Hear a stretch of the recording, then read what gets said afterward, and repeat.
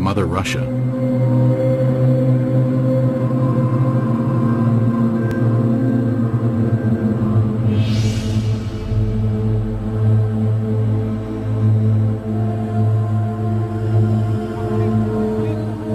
Today, ufologists in Russia work in the open and report their findings freely. This was not always the case. Before the policy of glasnost was introduced in 1985, independent investigations of UFOs in the former Soviet Union were conducted in a climate of secrecy and fear.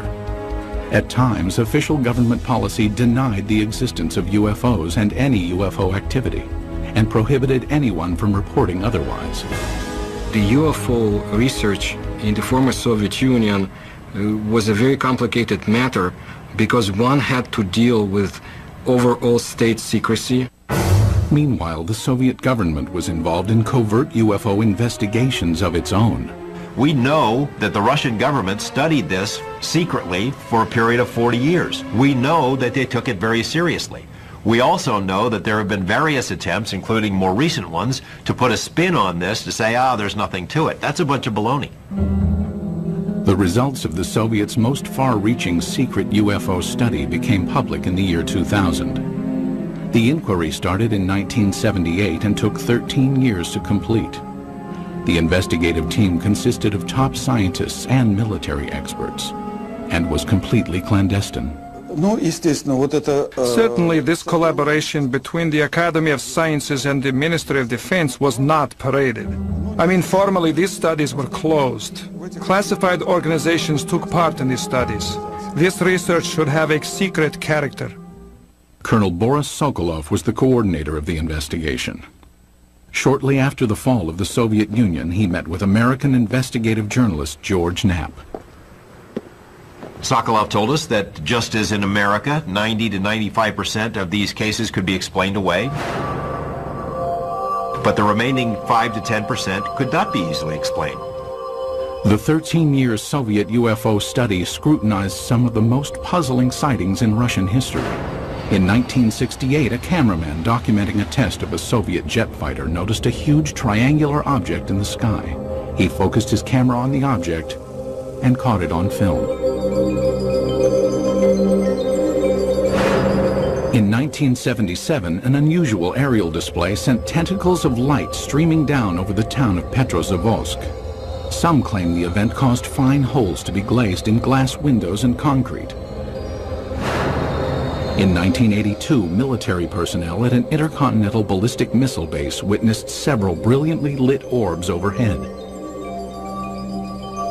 Seconds later, a warning light indicated a missile had switched to the prepare to launch mode. Had an alleged UFO come close to starting a nuclear attack?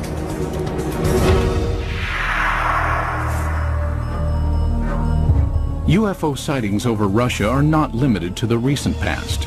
Reports of peculiar-looking airborne objects date back centuries. However, no formal investigations were undertaken until the early 20th century, when an event of epic proportions demanded analysis. Tunguska, July 30th, 1908. In a remote area of Siberia, the morning calm was rocked by an explosion. The powerful blast was heard 1,000 miles away.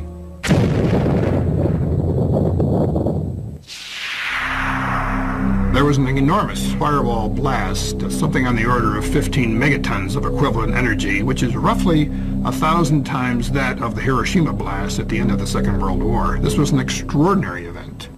Because of the remoteness of the Tunguska region, it was almost 20 years before any government researchers visited the site. The first expedition to reach Tunguska was headed by Russian mineralogist Leonid Kulik.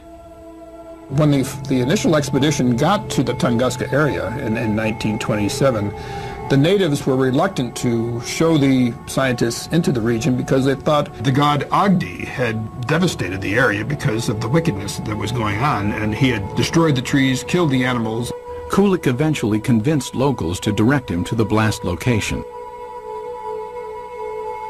Believing a meteorite had caused the massive explosion, Kulik assumed he would find a crater at the point of the meteorite's impact. To his surprise, there was none. He looked for meteorite samples on the ground because often when an object hits the Earth, it throws up debris, and the debris is recoverable around the edges of the crater. But of course he didn't find that either. What Kulik discovered has stirred UFO debate for decades. At the blast's epicenter was a frozen swamp with an untouched clump of fully grown trees in the middle.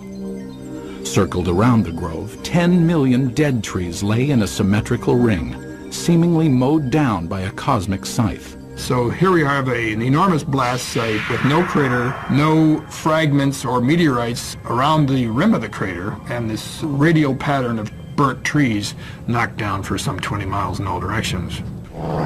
In the years that followed, others traveled to Tunguska to study the unusual occurrence. There might have been fruits obtained by labors of another expedition sent by the head of the Soviet secret police in the late 1940s. But all we know is that such expedition existed. We do not know what has happened to the items and the information it collected. Further baffling ufologists were reports of radiation damage in the Tunguska blast region. There were also some reports of mutations taking place in plant life, and even some humans apparently suffered some gene damage. In 1947, Russian Army Colonel Alexander Kazantsev developed a remarkable theory based on information about the devastating consequences of America's atomic bomb attacks on Japan. He was listening to the report about the nuclear bombardment. The announcer gave a very long and very detailed description of how and in which direction trees, houses had fallen, and so on, how everything was hit. He realized that what had happened in Hiroshima, exactly the same happened at Tunguska, only nearly half a century ago. Kazantsev hypothesized that the nuclear-like devastation seen at Tunguska must have been caused by the crash of a nuclear-powered alien spacecraft. But the scientific community rebuffs the UFO theory. Scientists claim the Tunguska explosion was caused by a rare but explainable natural event. They believe an asteroid dropped to just 3 miles above the Earth's surface and then exploded. As the object came in, it was being decelerated and squeezed by atmospheric forces. It blew up with the force of a hydrogen bomb. The shock wave smashed down the forest, knocking trees away from the blast and resulting in a pattern away from ground zero. But how would an asteroid explosion explain the reports of radiation damage in the Tunguska area? Scientists say it can be attributed to the sheer magnitude of the explosion. As we mentioned before, the blast itself was 1,000 times greater than the Hiroshima blast at the end of World War II. The blast would have generated a series of very high-speed charged particles and would have been the cause of some of the mutations in the gene structures of plants and animals. But to this day, scientific explanations do not satisfy many ufologists. I have been several times to the place where the Tunguska body fell. I intentionally call it body, not meteorite. I mean, the catastrophe of an asteroid, of a comet, or of any other natural body cannot lead to such consequences. A number of expeditions found things that they couldn't explain. There are some people who were saying that the evidence suggested this was some kind of an alien spaceship. That was the kind of magical explanation you use when you don't have enough real science to understand the physics and the astronomy involved. Throughout the rest of the 20th century, magical explanations of unidentified flying objects over Russian skies would continue. And in one instance would help expose a top-secret Soviet military project.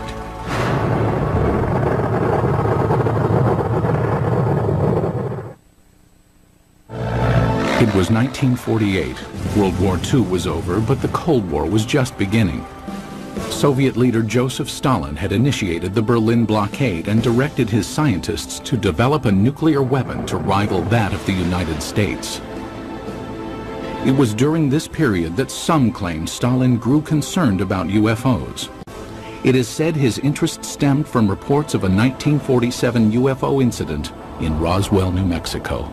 New Mexico in 1947 would have been a hotbed of Soviet espionage because we had all kinds of stuff there. The 509th Bomber Wing, the only atomic bomber wing group.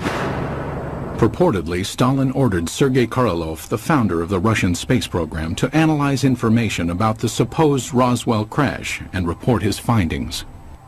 Mr. Korolev came up with an answer. Yes, UFOs exist. No, they present no immediate threat. And after evaluating the information, all that the Russians had acquired on Roswell and on UFOs, Korolev concluded UFOs are real. They appear to be intelligently controlled. That's what he told Stalin, and Stalin in turn said, that's what my other people have concluded as well. While concrete proof of the conversation does not exist, several Soviet scientific agencies did begin investigating UFOs in the ensuing years. Stalin, after getting this information about Roswell and UFOs in general, did the same thing basically that the American government had been doing. He condemns UFOs in public and then conducts secret tests behind the scenes. He had all sorts of high-level scientists who would research the problem for him and then report to military officials, all behind the scenes. Also hidden from public view were UFO reports culled from Soviet Air Force pilots. Between the mid-1950s and mid-1960s, pilots reported approximately 15,000 UFO sightings. It is very difficult to find a pilot who has been flying for many years and has never seen a UFO. Most of these sightings can be easily explained. In an era of superpower distrust, flights of American spy planes and spy balloons were common over Soviet skies. But investigative journalist George Knapp, who has viewed portions of the Soviet UFO files, found some of the pilot sightings perplexing. There were 40 instances where Russian warplanes were sent after UFOs. This is not temperature inversion, this is not a weather balloon, this is not swamp gas, these are craft floating around in the airspace of Russia, and they sent warplanes to go chase them. While pilots continued to report strange objects in the sky, none could offer tangible evidence to support their claims. But in 1968, over the skies of Riga, Latvia, an alleged UFO sighting was caught on film. As a Soviet propaganda film crew documented a test flight of a fighter interceptor jet, the pilot noticed an unusual object high in the sky.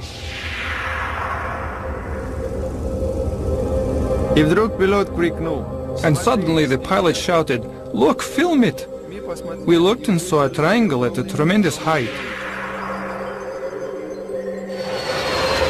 Fighter planes scrambled to investigate, but the object quickly disappeared behind a cloud and was never seen again. It was later estimated that the craft was hovering approximately 7 miles above the ground. The film was sent to the Kremlin, where it remained locked from public view for years. They really took it seriously. I say seriously because the film was taken away. It was declared completely secret. Outsiders have only recently seen the confiscated film. While some maintain the film is conclusive evidence of a UFO, skeptics argue the vehicle was most likely a French-made high-altitude research balloon.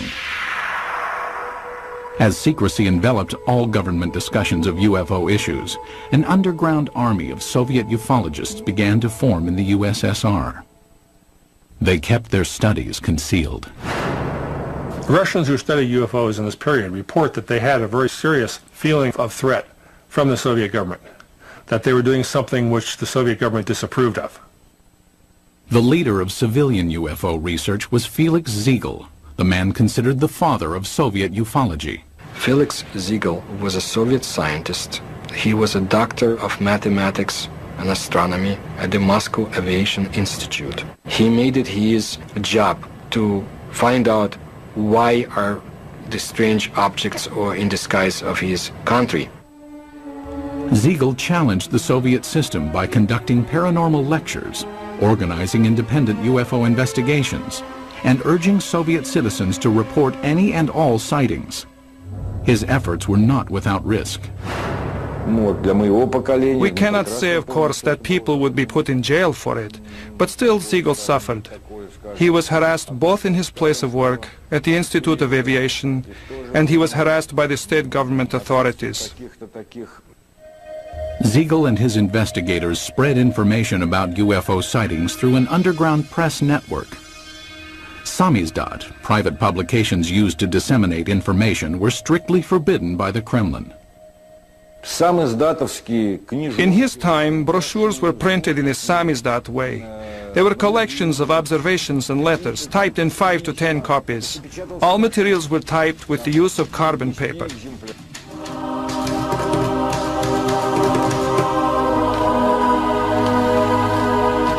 Samizdat papers were distributed by trustworthy messengers who secretly carried the copies from one person to the next.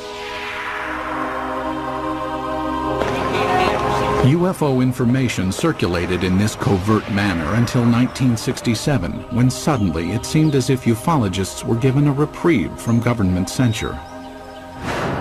Today it appears this respite was a smokescreen, part of an intricate government deception. The complex ruse began in 1967 when citizens reported multiple sightings of crescent-shaped UFOs over the skies of the Ukraine and the lower Volga Valley.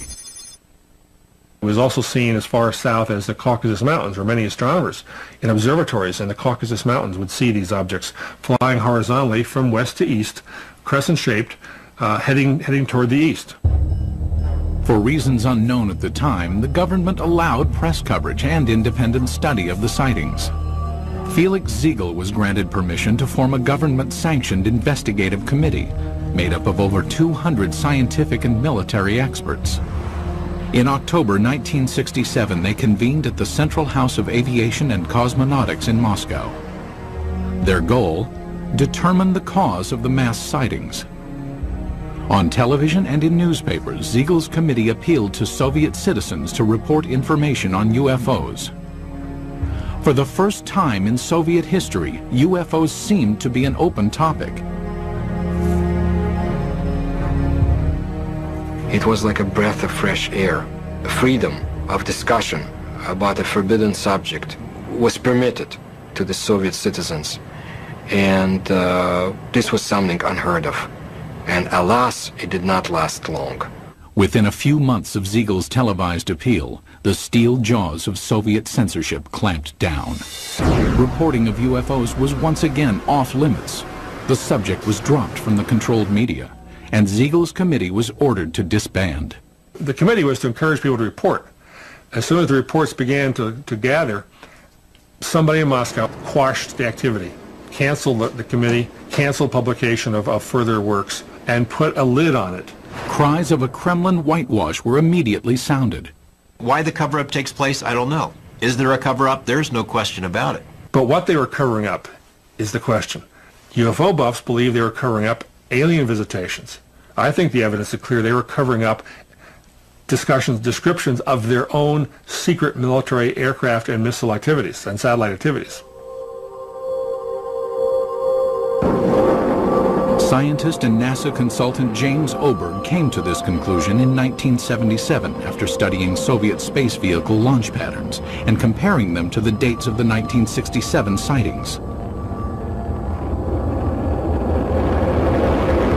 He deduced that the crescent-shaped objects witnessed in the sky were not alien in nature, but could be attributed to secret tests of a new Soviet missile warhead.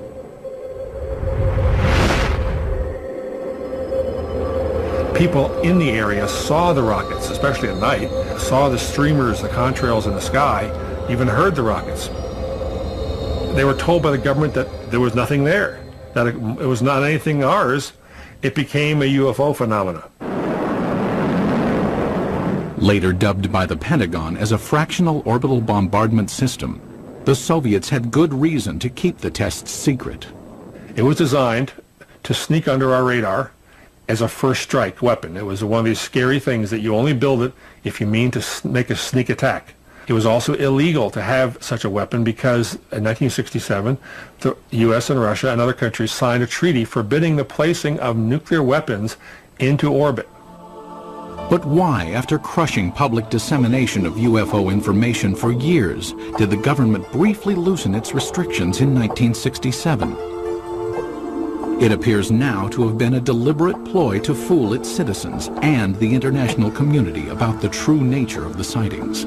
The Soviet government did not want the public to understand what was going on. They didn't want the Americans to know, for example, what was going on. It was a useful camouflage. It diverted people's attention. Because it was a UFO, Western journalists would laugh rather than investigate it.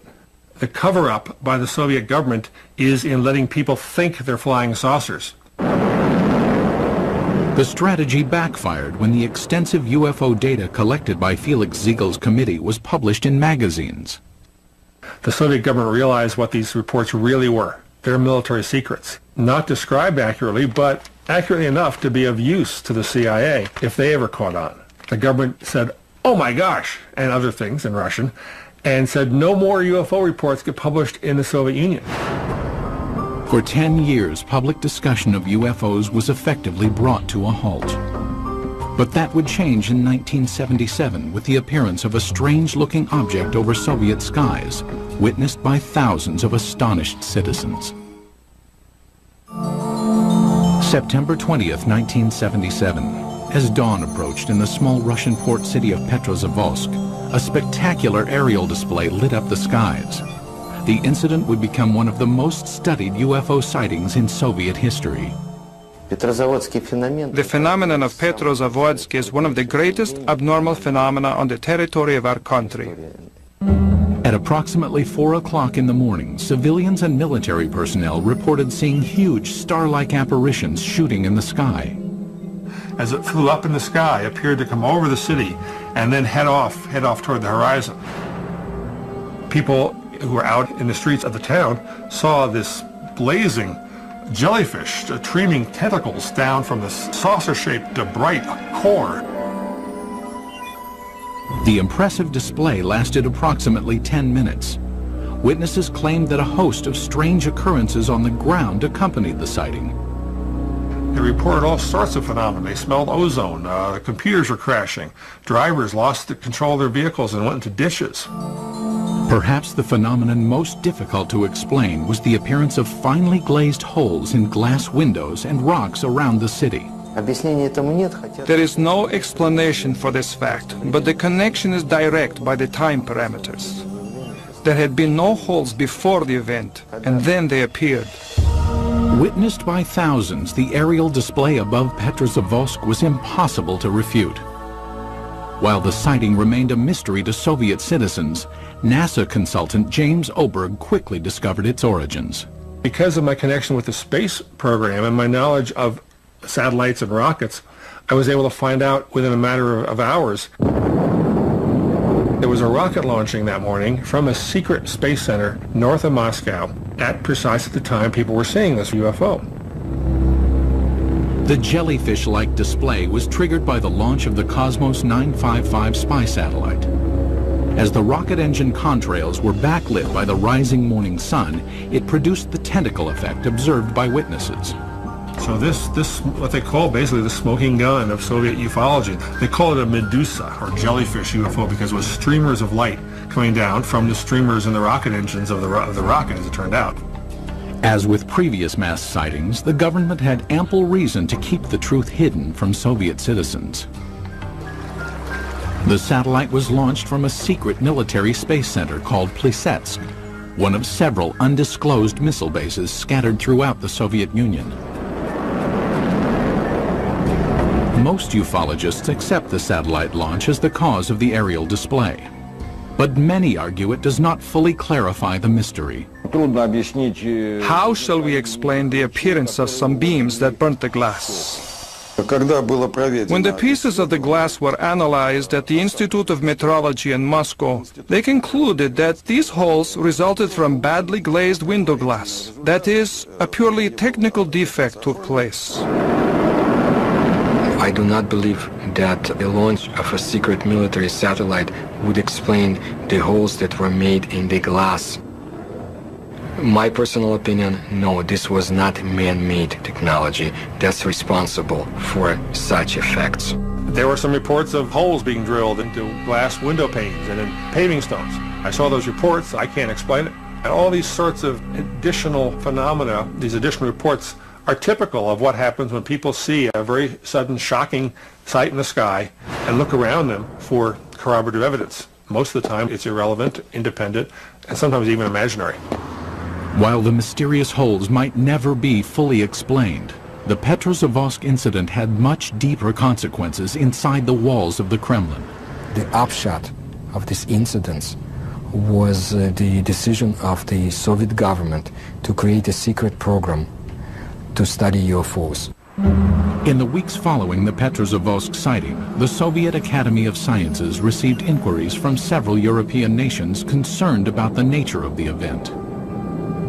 In response, the Academy of Sciences requested permission from the Kremlin to initiate a top-secret investigation of anomalous occurrences.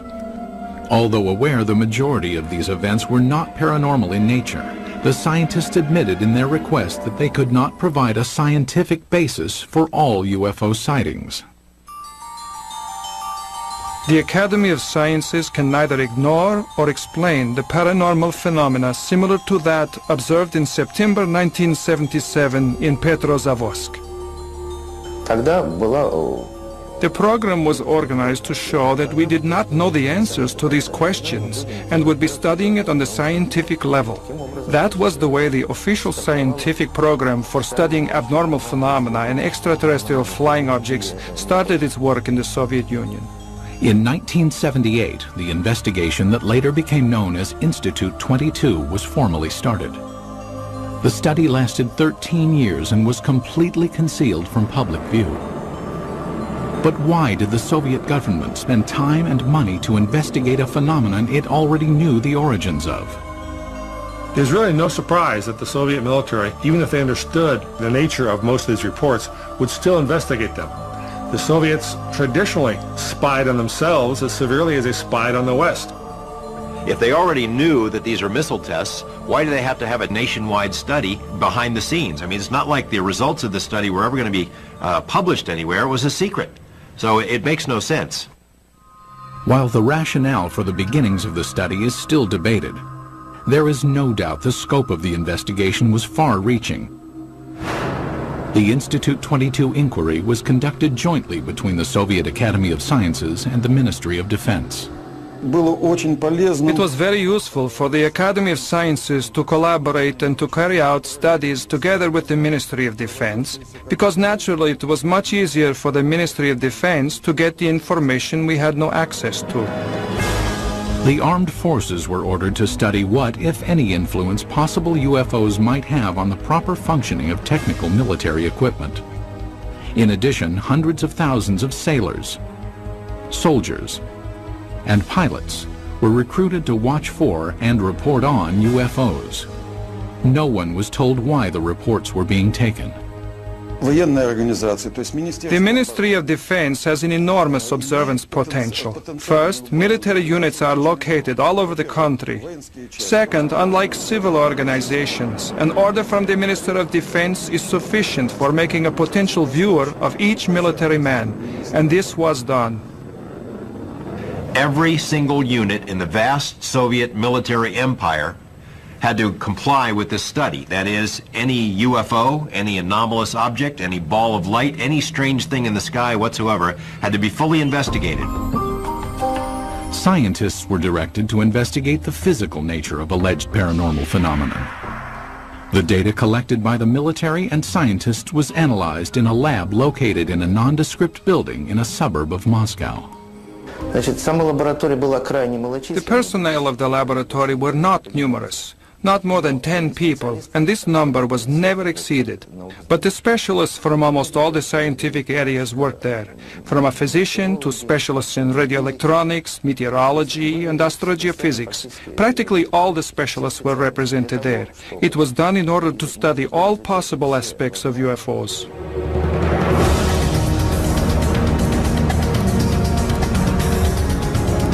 Six years into the study, Institute 22 would be called on to scrutinize an incident of global consequence, when a suspected UFO incident placed the world on the brink of nuclear war.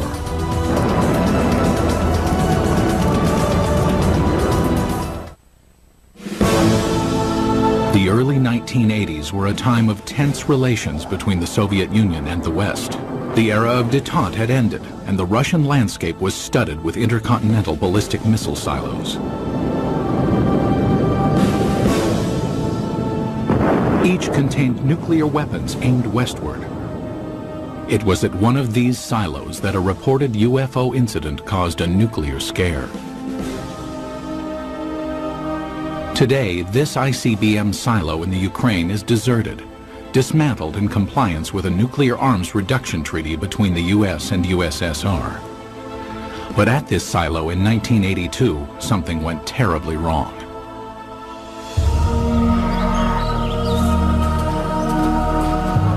It started at approximately 6 p.m. when soldiers and villagers in the nearby town of Bielo-Korovichi witnessed a strange object in the dusk sky. A military officer at the time described what he saw. I was riding a motorcycle not far from here. I saw a large object in the air. It had a perfect geometric shape. At the same moment inside the silo, an emergency warning light indicated that a nuclear missile had switched to launch mode. The most telling testimony comes from the communications officer who said that somehow something entered the correct code. But Moscow had not ordered a launch, nor had any personnel in the bunker touched the control panel. For 15 agonizing seconds, technicians frantically scrambled to stop the launch. Then, without explanation, the launch sequence was aborted. They were ready for launch. The UFO, poof, goes away. Poof, the command control module goes back to normal. Had a UFO somehow interfered with the launch controls of a nuclear missile? A team of investigators from Institute 22, the secret state-sponsored UFO research team, was immediately ordered to the missile base. They established within a very short period, literally half a day, that a military training exercise took place at a nearby aerial ground. Investigators learned that the sighting occurred at the same time and in the same area where the military was testing flares. Dropped out of planes, the flares provided 5 to 7 minutes of illumination. That explained the strange display in the sky. But why did the nuclear launch sequence activate? The fact that the emergency situation coincided with the effects which took place is certainly a remarkable coincidence, but it is still a coincidence. The ICBM control equipment was systematically taken apart and rebuilt, but no defects were found. It's not just an electrical malfunction. Something entered the correct launch codes. That just doesn't happen every day. We hear from our government UFOs are not a matter of national security. The Russian government has been telling its people the same thing. They're trying to confuse us. This incident is clear evidence, if ever there was, that UFOs do carry national security implications. After examining the ICBM episode, the investigative team of Institute 22 continued to scrutinize various sightings around the country. Some who reported UFOs had a much closer view than those on Earth. Cosmonauts. The first man in space, Yuri Gagarin, is quoted in the Thread 3 documents as saying, "I can tell you that UFOs are real, and if you allow me, I'll tell you a lot more." The second man in space, cosmonaut Titov, said that there were 7 UFOs dancing around his space capsule during his brief flight into space. However, even to this day, most cosmonauts are reluctant to speak about any unusual phenomenon they witnessed in space. There's a ridicule factor, there's a laughter curtain, there are career consequences from reporting a UFO and taking it seriously. But in this rare interview obtained by the History Channel, 2 cosmonauts spoke of unusual objects they encountered in space. Many cosmonauts have seen phenomena which are far beyond the experiences of Earthmen. For 10 years, I never spoke of such things. Former Commander Vladimir Kovalyonik of the Salyut 6 space station revealed that on May 5, 1981, he observed an unrecognizable illuminated entity outside the porthole of his craft. The object had an elliptical shape and flew with us. It only flew straight, but then a kind of explosion happened. It produced a golden light, very beautiful to watch. A second explosion followed, and 2 spheres appeared. As we entered the darkness of Earth's shadow, I could no longer see them.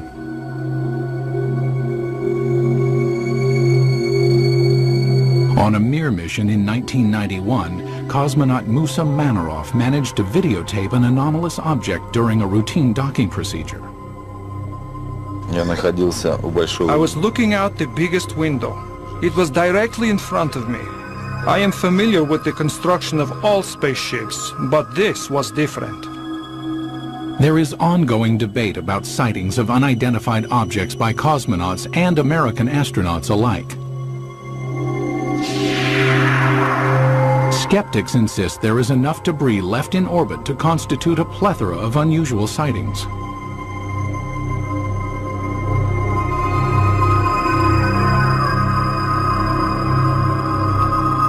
As cosmonauts traveled amidst the stars, the 1990s saw major changes take place on Soviet soil.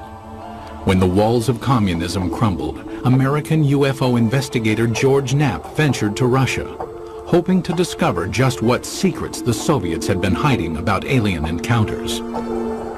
What he found was startling. Beginning in the mid-1980s, the leaders of the United States and the Soviet Union conducted several summits aimed at reducing both nuclear arms and tensions between the two superpowers. Shortly after one such meeting, President Ronald Reagan revealed he and Mikhail Gorbachev had discussed the topic of alien encounters. I couldn't help but say to him, just think how easy his task and mine might be in these meetings that we held if suddenly there was a threat to this world from some other species, from another planet, outside in the universe. We'd forget all the little local differences that we have between our countries. Reagan made 5 different public statements, including one to the United Nations, that, well, boy, wouldn't it be something if UFOs were suddenly a threat to us and we'd all get together? And sort of Gorbachev kind of responded, yeah, it sure would. You know, we would get together. Lo and behold, we did get together. You know, the wall came tumbling down, perestroika, glasnost. With the collapse of the Soviet Union came a new era of openness in Russia. Thousands of miles away in Las Vegas, Nevada, investigative journalist George Knapp, who had studied many American UFO incidents, realized the time was perfect to explore Russian reports. 3 years ago, we have succeeded in obtaining several hundred pages of secret Russian UFO documents and photos. Other Western journalists followed. Today, it's a new ballgame. The lid has been dropped on government UFO files, although there is still plenty of information to be found. It occurred to me, now may be the time to go ahead and try to find out what the Russians know about UFOs. It was a tumultuous, crazy time, but a wonderful time to be there as a journalist. In 1993, Knapp traveled to Russia and was introduced to Boris Sokolov, the coordinator of Institute 22. Like many government-funded scientific projects from the era,